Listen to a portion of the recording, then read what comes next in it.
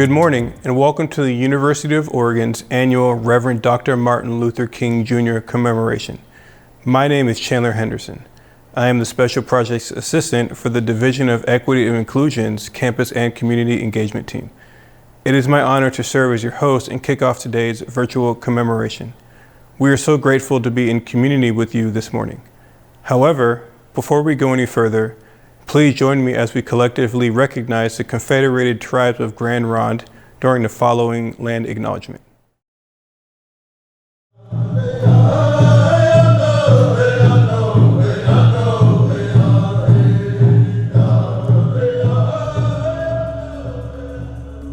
The University of Oregon is located within the traditional homelands of the Southern Kalapuya.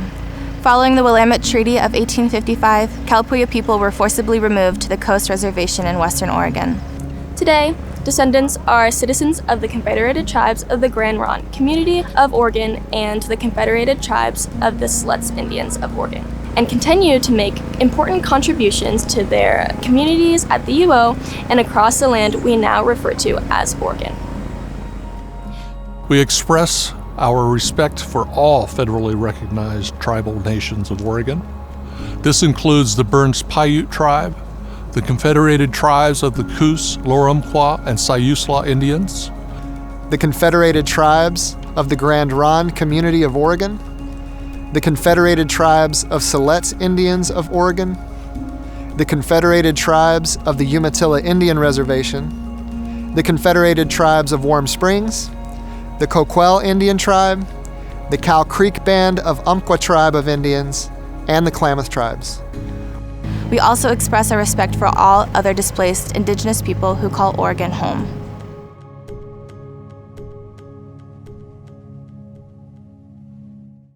Our theme this year is It Starts With Me. We want to recognize individual responsibility in creating change, and that change starts with us. It is important when we think about Martin Luther King Jr. to not only think about his public-facing work, but his behind-the-scenes allyship with other communities.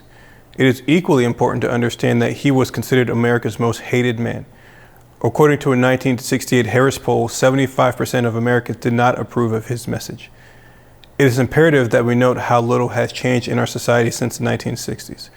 For several generations of American racist policies and personal prejudices have created distrust and animosity. Simply putting up a Black Lives Matter sign does not make a person anti-racist. To create change, individuals must not only exercise racism from their hearts, but from their associations. Otherwise, your Black and brown peers will continue to be terrorized by residual connections. The fight for civil rights goes beyond the African diaspora. We have seen a very public rise in violence against women worldwide. Here in America, the struggle for adequate health care and autonomy rages in every state. Whatever a person's political or religious beliefs are, we need to understand the right for a person to have freedom over their bodies, physical, mentally, and religiously. We cannot allow one group to control. MLK spoke not only of growth and freedom for Black Americans, but also for all unseen and otherwise second-class American citizens. He spoke out on the injustices of all people, and for doing so, he lost his life. To quote MLK, "Injustice anywhere is a threat to justice everywhere." We know now through painful experience that freedom is never voluntarily given by its oppressor. It must be demanded by the oppressed. And now, we're enormously proud to play our Black national anthem, Lift Every Voice and Sing.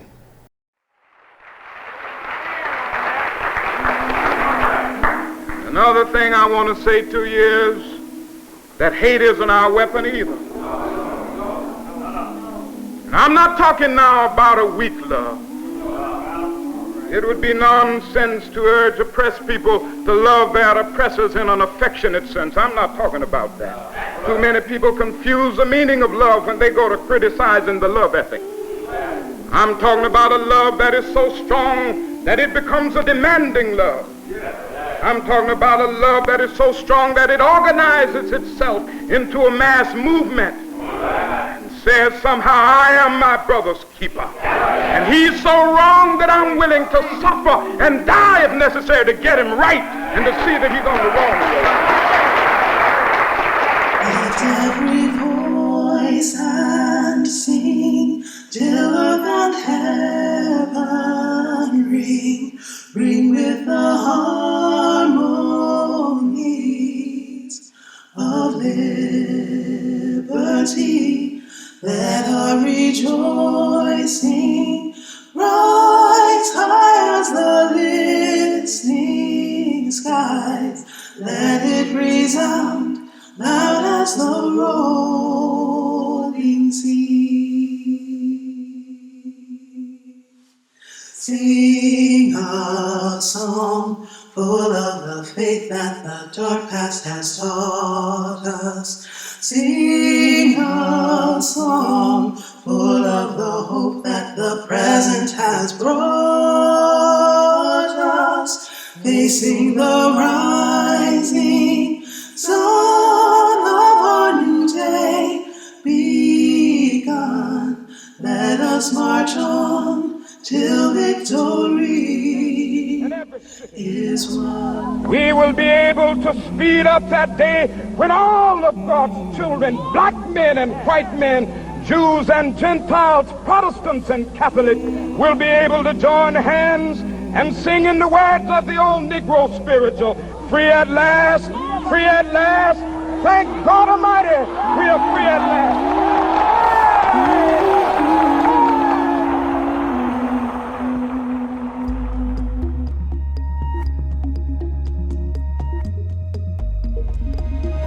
Reverend Dr. Martin Luther King Jr. was a leader in the civil rights movement and an advocate for social justice. One of the key ways in which he worked towards a more equitable society was by having tough conversations about the issues that mattered most to him and to his people. He knew that in order to bring about a real change, it was necessary to engage in honest, open dialogue about the challenges and inequalities that faced our country.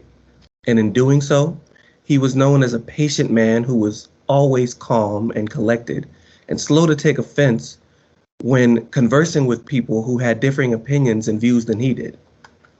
Grounded and strengthened by his faith and hope that his work would affect change in the time ahead, he pressed on, he did the work, and continued to have uncomfortable conversations with very unpopular opinions that he knew could very well put his life in danger.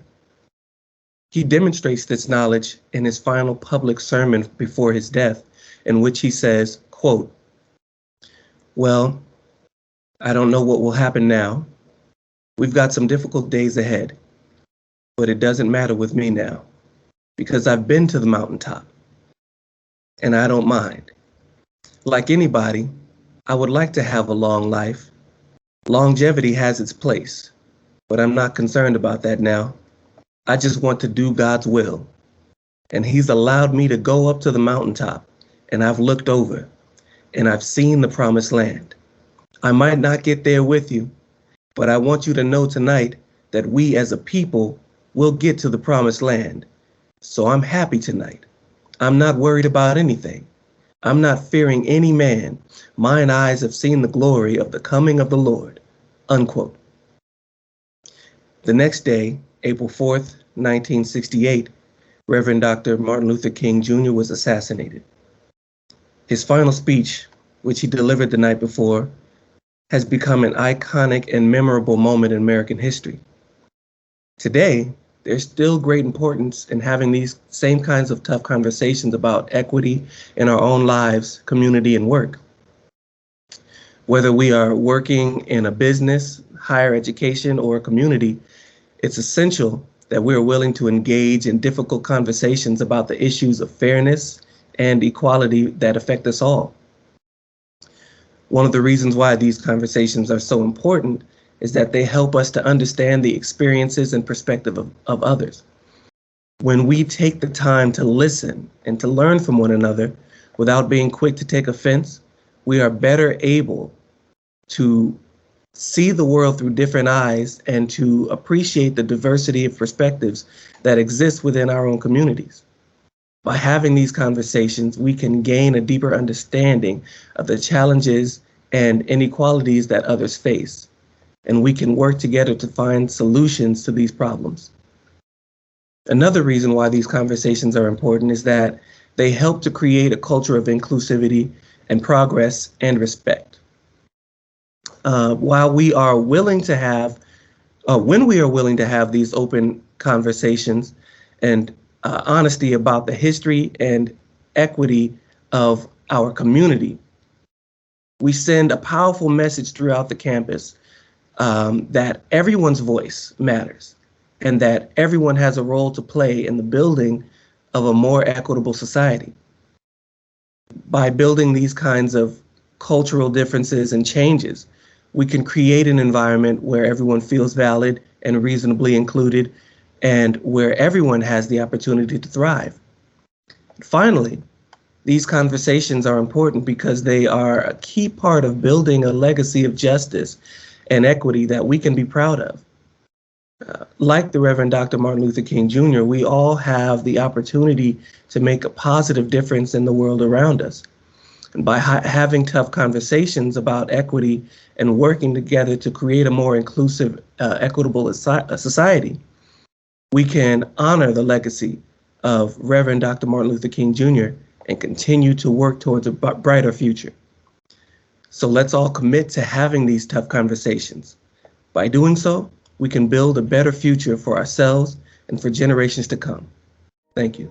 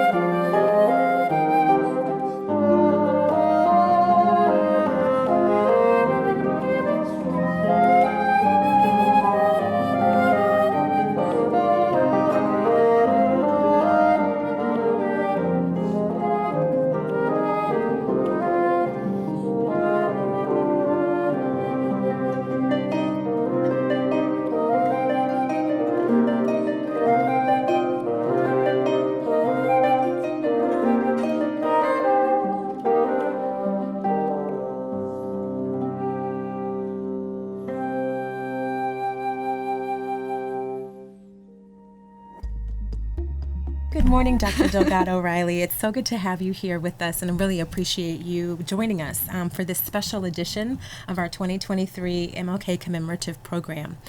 Before we begin our reflection on campus, our discussion, I'm looking forward to it with you. Can you tell me a little bit more about you, who you are, where you are, and some of the things that you're involved with here at the University of Oregon? Awesome. Thank you. Thank you for having me. Renee Delgado-Riley here, Director of Student Life Assessment and Research in the Division of Student Life.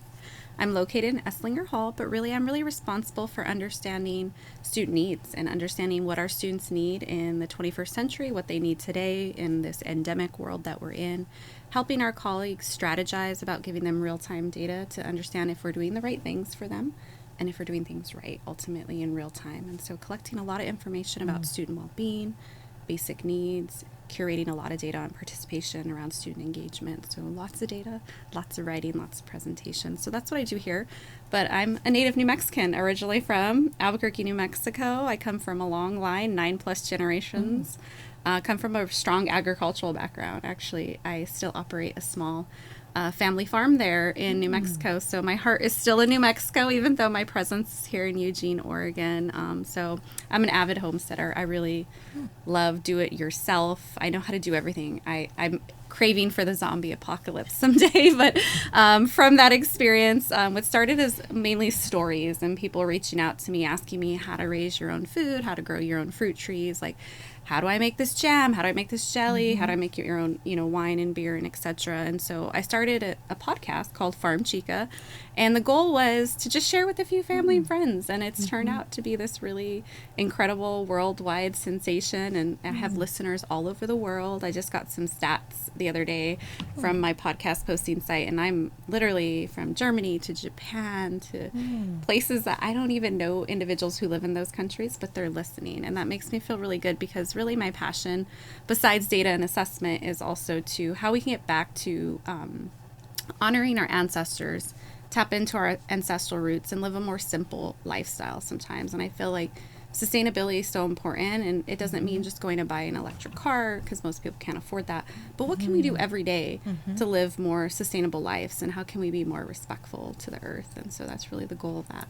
I knew when I first met you, I believe we started around the same time, and we had this insightful conversation then, and every time I talk to you, I learn more about you. So that's very rich that you are this connected to the earth and all the cool things that you're doing, and just all the deep work that you're doing here. So just really appreciate you, and really excited about the important information that you continue to help provide to colleagues like myself and others.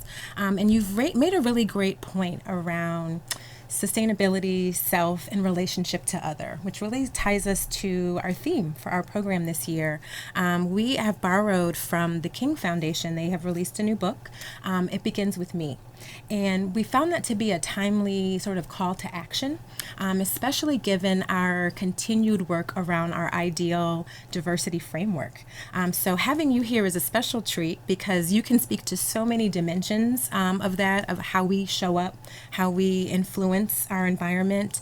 And you're also in a significant leadership role with the climate survey. So could you tell us a little bit about the Ideal Climate Survey? I know we just released results where the rollout is forthcoming, but could you tell us a little bit about maybe what a climate survey is and why it's important? Yeah, no, those are great questions, and kind of a little bit more about my background in data, because I think it's important to contextualize my lens and how I show up in my role in the campus climate. So I'm part of the steering committee for the campus climate, which has been really impactful in understanding if we need to do a campus climate survey, and kind of the mobilization and kind of a lot of the logistical legwork that went into actually launching this campus climate survey.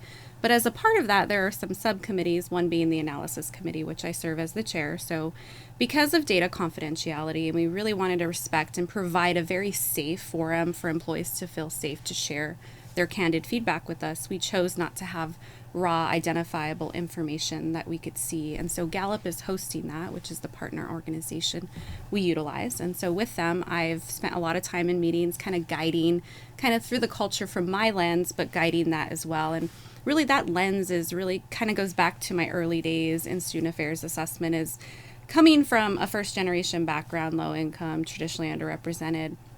There was a lot of data that said I wouldn't succeed.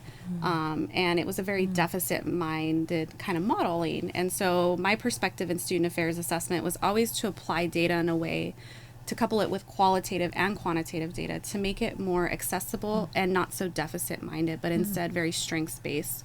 And so a lot of that work kind of went into my lens also within the campus climate work. So when I spent time with the Gallup folks, I was really thinking critically about like, okay, what does this mean long term? And like, can we dig a little bit deeper? And what does that look like for traditionally marginalized populations? What does this look like for this population? And I feel like that model was really, and that lens was really helpful in helping the University of Oregon take a very critical strategic reflection on itself that we've never done before. We've never, I mean, there's anecdotes and those are important. I don't want to discount those, but we've never strategically analyzed ourselves. And so when you say it begins with me, I think it's really important to spend time understanding like what's going well, what's not, what are some opportunities. And I think that critical lens was important, especially considering we're in a predominantly white campus. And so a lot of our traditionally marginalized voices are really small N sizes. but also coupling with some of the text analysis that I participated in, the qualitative, it really helped contextualize that story. And so that's kind of been my role and how I've been working with Gallup over the past year. Thank you for sharing that. I think there's still a lot for our campus to digest around the climate survey. I know we're awaiting more of a formal and more in-depth understanding of the data, but we have shared some preliminary findings. And one of those questions that really spoke to us, and especially thinking about our program, was this question around readiness for conversations of equity, and how committed do we see our colleagues, and tying that to this theme of it begins with me. I know I've said a lot, but I'd love to just sort of pick your brain around some of the specific questions that really talk about ourselves in the survey, let alone relationships with each other, especially at such a critical juncture, just in our sort of broader backdrop, just as Americans, being Oregonians in the Pacific Northwest. It begins with me. So these are difficult topics, but an opportunity to see ourselves. So I'd love to just sort of listen to you talk a little bit more about maybe that particular question, how ready are we for conversations about equity, and tying it to then maybe we can see in ourselves and how we might interact with others. Yeah, no, those are great. I think those questions spoke to me really high. Obviously, with my lens and my background, I was really tuning in to some of those questions. But the question about asking employees if they feel ready to have these conversations. Overall, people felt really ready to have conversations around race and ethnicity, but not so much about intersectionality. And that was good to see, but digging a little bit deeper, looking at traditionally marginalized populations, specifically Black, American Indian, Alaska Native, female, non-binary, LGBTQIA, and those with self-identified disabilities, really are less confident than their peers that the university is committed to equity. So they feel ready, but they feel like their peers aren't ready, because there was that secondary follow-up question. And so to me, that perception of their peers being committed also impacts their ability, right? We talk about cultural taxation. That's a lot. I mean, it's hard enough being in a predominantly white space, looking the way you look. People look at you, people ask questions. I mean, I get all the time, like, what's your nationality? What country are you from? Where did you, just uncomfortable things that I think is a real phenomenon here for some of our traditionally marginalized populations. And so I feel like that plays into something that has only touched the surface in this assessment. But then there was a follow-up question, which was open-ended, asking employees, okay, what can the UO do to better improve and enhance your readiness to have these conversations? And so all the text was analyzed, kind of came into like 3 buckets. And I will mention in the qualitative data analysis that I utilize is very much focused in grounded theory. It's focused on elevating voices. It's very person-driven in their voice. It's a very data equity-minded model in terms of analyzing text data. But I think what's important is 3 themes emerge. The first being trust in leadership. Employees really want genuine leaders who model this behavior. They want them to be also intentional about elevating those marginalized voices without putting extra cultural taxation on them at the same time. So being mindful of that. The second theme was around practical application. So focusing heavily on, we need more practical opportunities to practice the skill set, being that some folks from the majority group are around themselves all the time. They don't get the opportunity to interact with people different than them. So it's important to have those practical applications, but then it's also important for our traditionally marginalized populations to have a safe space to be able to have these discussions where it's candid, critical, rather than just nice and sweet, but it's actually focused on change. And lastly, the third area focused on, it's beyond race. Race is really important. That's an important part of equity, but there's so much more to equity around gender identity, sexual orientation, physical, mental disabilities, as well as the intersectionality of all these things. And I think that was really important to look at that text analysis, because it really contextualized what we just touched the surface on in that one question, right? And so I feel like there's a lot more to unpack, and we have so much data to just start conversations. And I think I would love to hear from other folks on our campus, like, how does this resonate with you? Like, does it resonate with you? What's missing? What needs to be included? And I feel like this needs to be a continual process rather than just let it sit somewhere, but we actually should do something about it. Absolutely, and you've made the call to action so clear. I really appreciate the time that you've taken to talk through how we can get ourselves positioned to really metabolize the findings that the climate survey has elucidated. I really appreciate, too, your powerful point about action and next steps, and it's not just being an exercise to sit on a shelf for us to not respond to. If one of the points of action, and we've seen an opportunity on our campus for intergroup dialogue, and we have, for the last year, piloted initiative Courageous Conversations, which we'll talk more about later. And I'm eager, as you are, to talk with others, to engage our colleagues across campus, within schools, units, around these types of very critical pieces that really influence the way that we show up, the way that we can participate, not just sort of survive, but thrive. I also really appreciated you and introducing yourself, talking about how the data described you very differently than how you've turned out. You are, and not only a brilliant colleague, but you have such heart for this work, and you're really able to help us understand data in a way that drives our work in a more success-forward fashion. So I just want to appreciate you and all that you've done. Thank you for being here with us. And I'd love to just offer you the floor to close us out. There's obviously much more on the horizon that's coming. If there's any other insights or pieces you'd like to leave us with, we'd really be appreciative of those thoughts. Well, thank you, Leanne. Your words are too kind. It's been a long week, a long year so far. It has. So I appreciate being here. I think the only final note I'll mention is that 48% indicated on the survey that they don't believe the UO will actually act upon the results of these findings, which to me is a proxy for trust. Our employees don't trust. So the assessment is the first step to understand what's happening around organizational climate and identify areas of success, but also areas of opportunity to improve that. But I think more importantly, we need to do a better job on building institutional trust.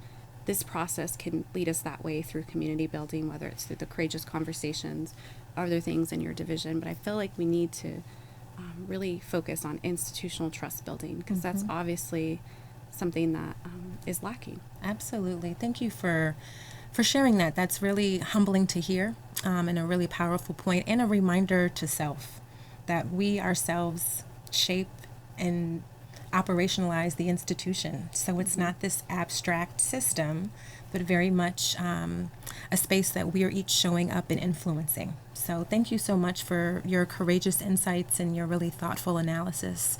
We look forward to learning more. Awesome.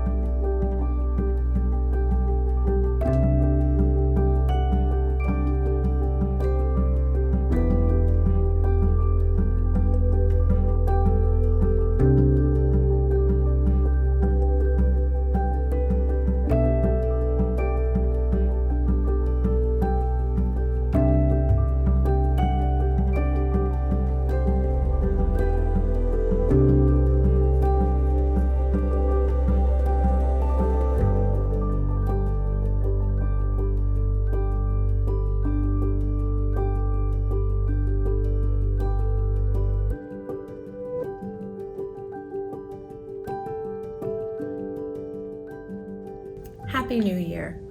I am Leslie Ann Pittard, Assistant Vice President for Campus and Community Engagement in the Division of Equity and Inclusion here at the University of Oregon.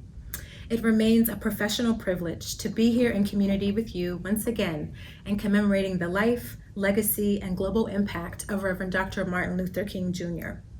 Thank you for joining us across the week as we've celebrated on campus and across our community through action the legacy of Dr. King. We activated on Monday as a day on, not a day off, and strive to MLK every day. It is now my opportunity to tie all the pieces together by closing our virtual program and recommitting ourselves through renewed action through the legacy of Dr. King. I have told this story several times and dare begin my remarks by telling it again. I chose to come to mighty Oregon. My professional journey across 4 large campuses in 3 states, specializing in diversity and higher education, has been both a personal and professional sacrifice. It's not easy to be across the nation, separated from my family, seemingly isolated, at times hypervisible, and more than not, standing at the forefront of advocating alongside our fearless leader and Shiro, Dr. Yvette Alex Asenso, and DEI leadership, AVP and Chief of Staff Kelly Pimbleton, AVP and Director of Kodak Dr. Charlotte Motes Gallagher, and Director of CMAE Rosa Chavez. I am grateful for our team, our division, our colleagues, scholars, and allies. I have focused my professional journey on institutional transformation. Higher education chief diversity officers are now more common than ever in the C-suite, as they are imperative to not only advancing the academic mission of the university, but ensuring that all who can participate do participate, succeed, thrive, and belong. That's a tall order indeed, especially in a Pacific Northwest context. We Oregonians have a specific and rigorous history of genocide, exclusion, and de jure and de facto racism. This is not only an uncomfortable topic, but often a hidden history many of us are just now learning about. These attitudes do not simply disappear and are both overt and covert in today's environment and present context. This is why there is dedicated leadership on this front. CDOs like Dr. Asenso are some of the newer executive capabilities that are mission critical, similar to technology and resilience. Could you imagine our university not having a chief information officer, a chief diversity officer, and a chief resilience officer, especially given what the last 5 years have slated us? The global pandemic further exacerbated the import of technology, risk mitigation, and DEI, which were essential to recovery and steadying the ship in times of our great global uncertainty.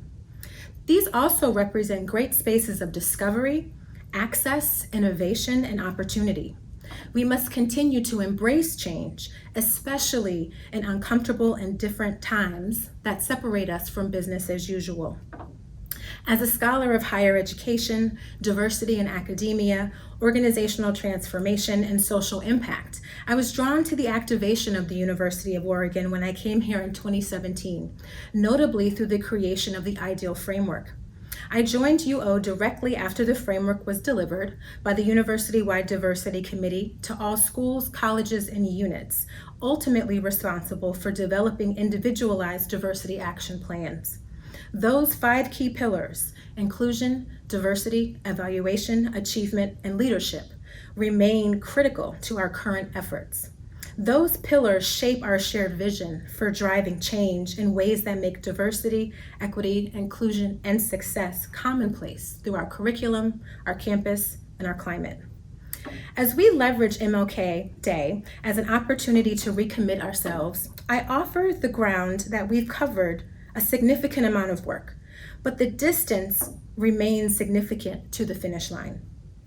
We've had long-standing grassroots communities who are drivers of this change, such as the Native, Black, Latinx, Asian, Desi Pacific Islander strategies groups. We've been able to expand our strategies and working group communities to also include the Deconstructing Whiteness Working Group and are in partnership to transition SOGI, our LGBTQIA+ faculty and staff committee, into a strategy and working group. To mobilize IDEAL forward, each of our schools, colleges, and units have submitted diversity action plans. These DAPs represent localized roadmaps to our destination. We respond to respond best to these local goals. Many areas have instituted a cadre of local diversity committees who are driving the work forward in community with leadership.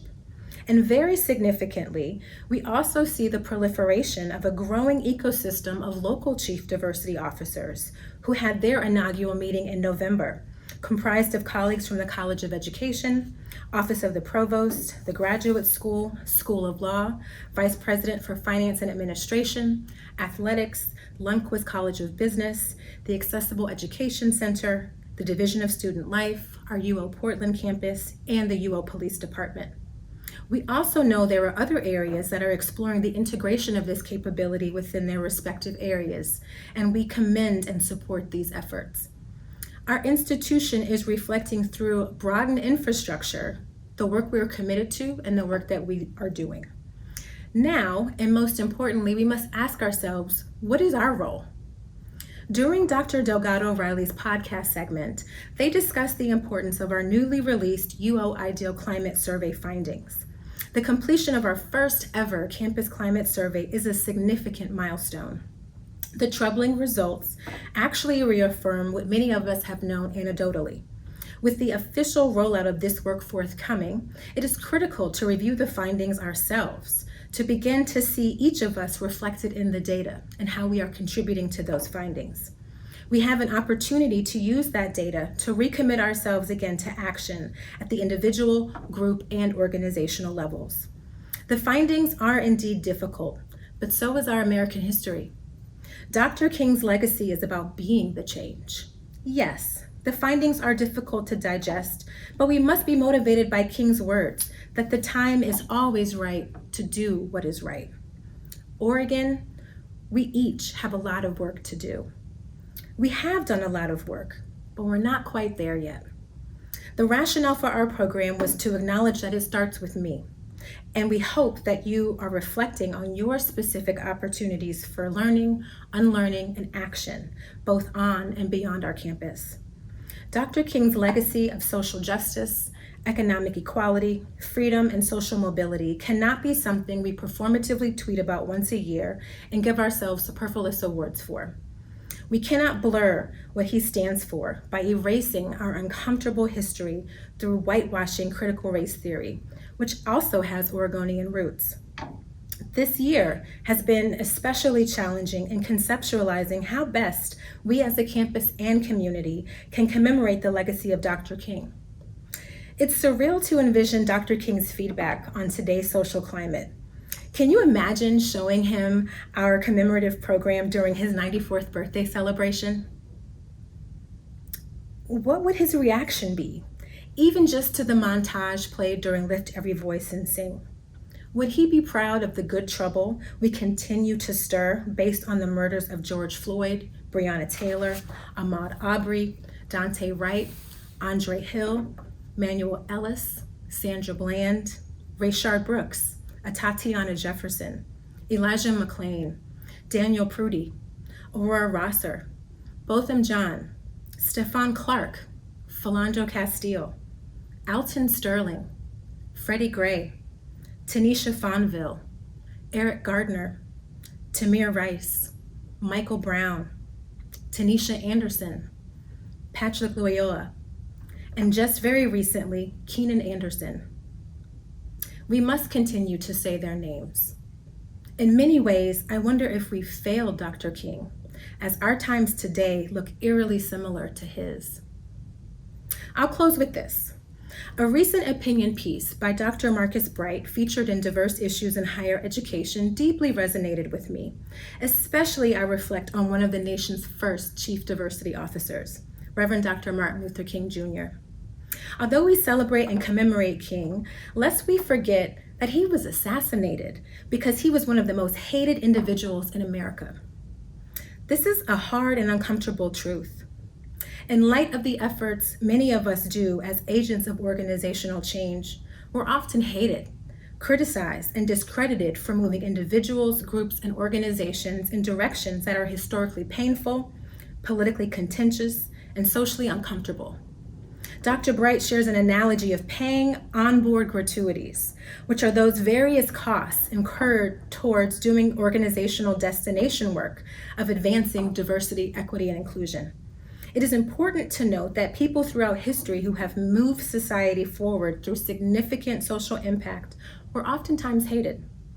I'd like to personally appreciate and acknowledge all the seen and unseen efforts and labor of our Chief Diversity Officer, Dr. Yvette Alexis Senso, our growing compendium of students, faculty, staff, and alumni who steward diversity as champions, and all who stand alongside us. God willing, next month I'll be 43. Dr. King was only 39 when he was assassinated. I'm entering that season in my life where I reflect deeply around the legacy I wish to leave on this earth. That puts a lot in perspective about the time we don't have promised to us and what then we intend to do with the little time that remains. There is much more room in this race, and you are encouraged to MLK every day and take it to the next gear and step it up this year. As we officially close our virtual program, I'd like to motivate you through inspiration and join us after this virtual program for another courageous conversation, beginning at noon on Zoom. All members of the University of Oregon community are invited to participate, and more information is being shared in our chat. Aforementioned, we did not have official MLK awards this year, but our previous winners are shared on the website, so please do remind ourselves of who they are and their tremendous efforts that they've contributed. This year, we would like to extend our sincere appreciation and gratitude for UO diversity champions who model MLK every day. Threaded across this virtual program was a discussion about the need for more dialogue and discussion around topics centered on race, gender, identity, and social justice. I'd like to shine an appreciation spotlight on our campus colleagues who, based on recommendations from the Committee on Recognizing Our Diverse History, the UO Ideal Climate Survey, and current existing UO dialogue spaces, we were able to pilot courageous conversations. This intergroup dialogue series is intended to create authentic and civil spaces for discussion around current events centered on social and racial justice. They aim to reinforce community, build trust, and promote alignment as a foundation for positive campus change. Please join us.